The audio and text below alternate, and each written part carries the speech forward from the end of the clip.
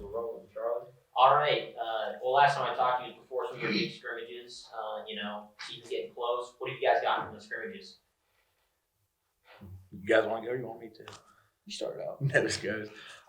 So we scrimmaged Notre Dame and South Gallia portions of Notre Dame, and the boys played good. Last when we played South Gallia, they kind of hit us in the mouth from the beginning. That's kind of what I wanted because I know we talk about being physical and things like that, but we know we're going to play a lot of teams, especially in our league, that are physical. So we kind of stepped up to the challenge. South Gallia scored on us first, and we went right back down the field and scored on them and just kept playing our game. And for us, that's what we have to do this season to just keep playing.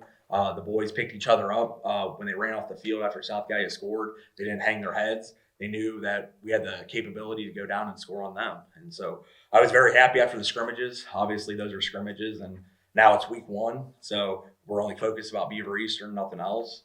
And hopefully our boys come ready to play, and I think they will.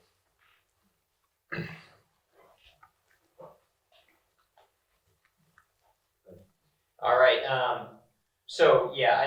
I talked to your online coaches when I would stop by the high school, and they were pretty set on running the ball. They were making a little bit of fun after I was filming the passes. Right. But can we expect a more balanced offense this year? Are you going to lean more on your quarterback in the air, or are you going to be looking to keep it on the ground mostly? Like we talked before, everybody knows we're going to run, but we had 5 7-on-7s. We were pretty balanced in our scrimmages, throwing the ball and running the ball. I think that just makes us harder to defend. It's easy to put 8, 9 guys in the box to try to stop us, and if all we do is run. But if we can air it out, that opens up every aspect of our game. So we really want to be, obviously run first, but yeah, we need to air it out. To beat the better teams, you have to. That you 100% have to because they're well coached. A lot of the teams we play are very well coached, so we got to keep them guessing on the other side of the ball. Absolutely. All right. Just one for any of you guys. I know you guys. You guys like to hit. There's no question about it.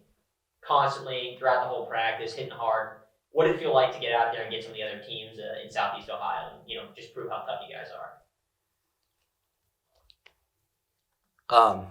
I'd just like to say to me, it was a little bit freeing that I don't have to hold back any at all against these kids that go to another school because I don't see these guys every day. I don't have to have them come to practice and hate me every day because I hit them as hard as I possibly can. But it was definitely freeing to be able to hit somebody in a different colored jersey because I'm not too worried about them being mad at me or I got to apologize to them. So it was definitely freeing.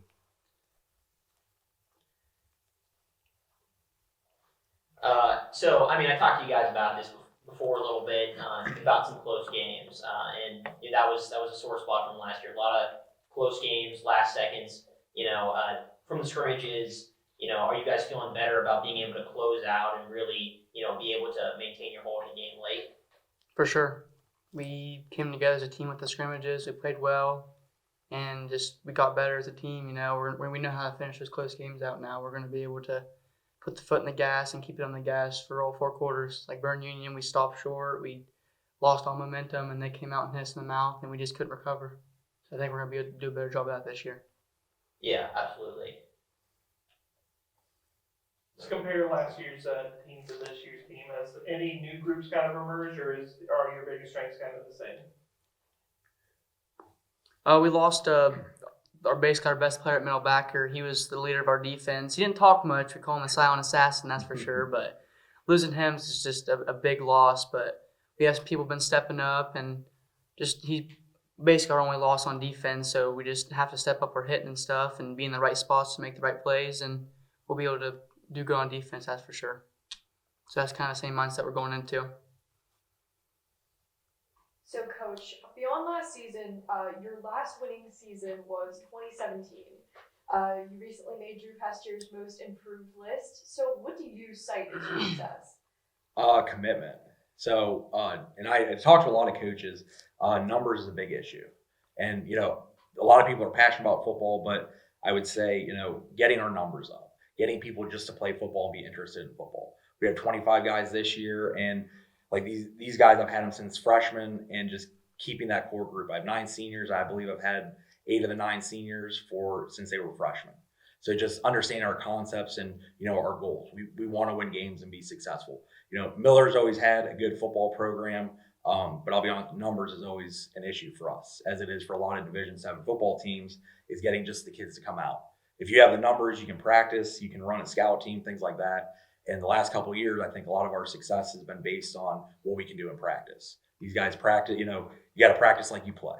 And I know it's hard sometimes, to do that, especially in the humidity, things like that. But these guys, they buy in and they just practice. They watch film. They've gotten a lot better at watching film. Kind of when I first took over, so they would watch film kind of when we would show it. Now these guys, they'll come in and say, hey, coach, I watched an hour of film.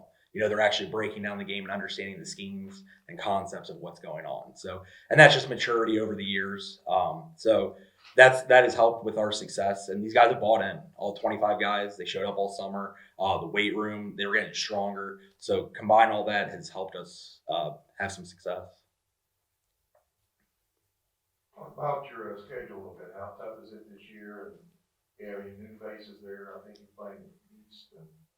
So we played Beaver Eastern last year, and that is going to be a tough game. I mean, they went undefeated regular season. They won playoff game.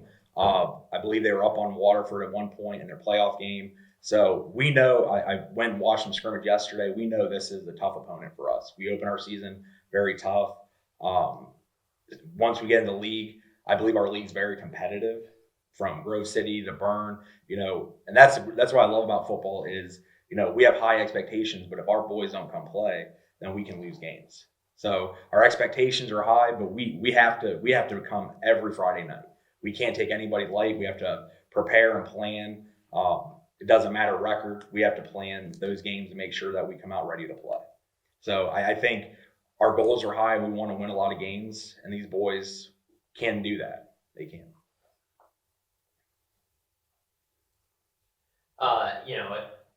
Sort of getting back a little bit to the physicality thing. I know you guys like to play tough, but is there any worry that the depth is going to be tested this year? And is this team deeper than in years past? Yeah, depth is always an issue. Like I said, 25 guys. I still got some young guys. I mean, that's the big. If we can stay healthy all season, that always plays a factor. I don't have another Logan Dowdy on the team. I don't have another Xander Bice or a Wyatt Porter. So that's the thing. We need to stay healthy. And that's kind of the offset with we are physical during practice, we hit, but then we also, kind of back off too. So it's really finding that balance of being physical, but also, we always preach full speed. Even on Thursdays, I hate the term walkthrough because to me, they're young kids. As soon as you say walkthrough, that's exactly what they do. So I call it a tune-up because that's what our Thursdays are for, is a tune-up. You were getting ready for the following night. We go helmet shoulder pads. During the week, we never go just helmets. Because to me, like I said, that's usually a walkthrough, and I really don't like that term. Yeah, and I got nobody else does that. I got a question for you, Wyatt. How has this O-line gotten better this summer, and how you guys gelled in these scrimmages as well?